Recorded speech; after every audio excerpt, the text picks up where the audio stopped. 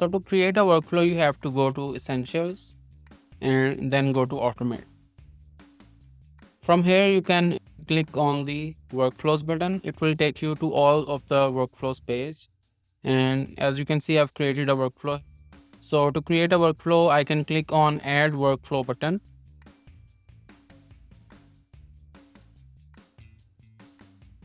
Add a title, let's say New Workflow. And after adding the name, we can start configuring our actions. So let's say we can choose from all of these actions. There is send email, send primary invoice, which will send primary invoice, create invoice, archive project, change project status, send form, send contract, send proposals, estimate, activate portal, which will activate the client portal for the client, deactivate portal, start workflow if you want to start another workflow from this workflow, pause workflow if you want to pause a workflow from this workflow, send event link, which will hold all the actions until a trigger has been performed. Let's start by adding, let's say I want to send a welcome email when the project is started. So I can add all these things. Now I can send this email on a fixed date if I want to. I can choose the time and date from here, or I can choose a trigger for this. Let's say I want to send it after 1 hour after the project started, or when the flow is started, when the project or workflow starts, it will automatically send this. So let's say I want to send this 1 hour after the project started. I can choose this trigger, add the email, hey, let's get started. So I can choose from all these tags for related to the clients and project. And we also have this option here, require approval before completing this action. If you turn this on, this action will wait for your approval before the email is sent or the action is performed. So this comes in really handy when you want to send important things to the client and you don't want that to be fully automated, but you want it to be partially automated.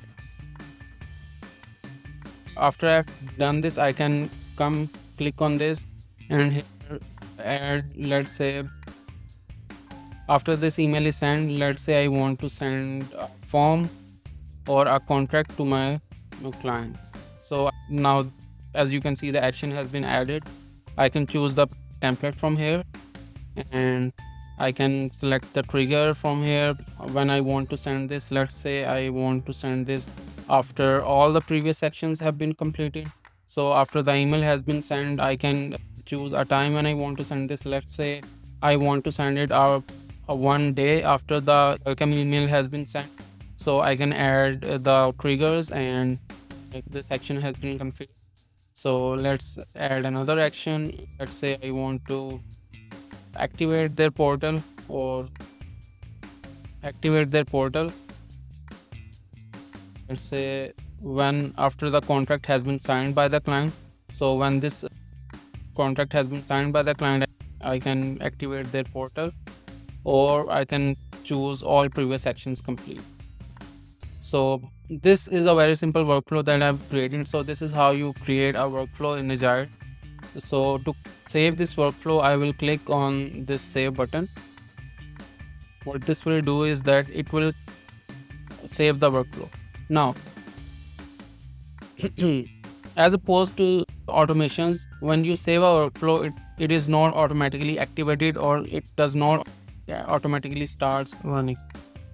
A workflow acts like a template and you can apply it to all of your projects where you want to automate things. So as you can see, we have edit and delete options. Now let me show you how you can apply a workflow to a project. So to apply a workflow to a project, I can go to projects.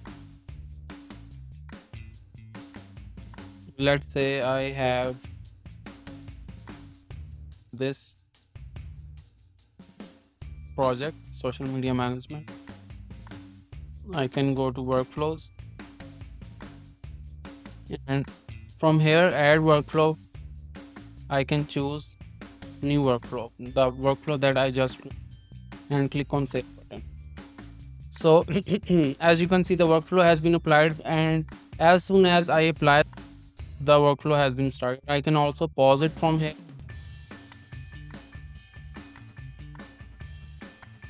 and activate it again. I can edit it, I can remove it, and I can click on this new workflow button, which will show me all the actions that are in this workflow and their status, if they have been performed or not performed. As you can see, all the actions are present here, and you can force an action. Now you can mark this complete, or you can approve this since this requires approval, or you can delete this action from this workflow. This is how you create workflow in Agile, and this is how workflows work in Agile. We are very eager to see what kind of workflows you create, and in Agile, since there's no solution fits all, so there are limitless possibilities in Agile to create any kind of workflow you want for any kind of industry. We are very eager to see what you create with Agile workflows and how it helps you in your business. So thank you so much for watching the video. See you in another one. Thank you so much for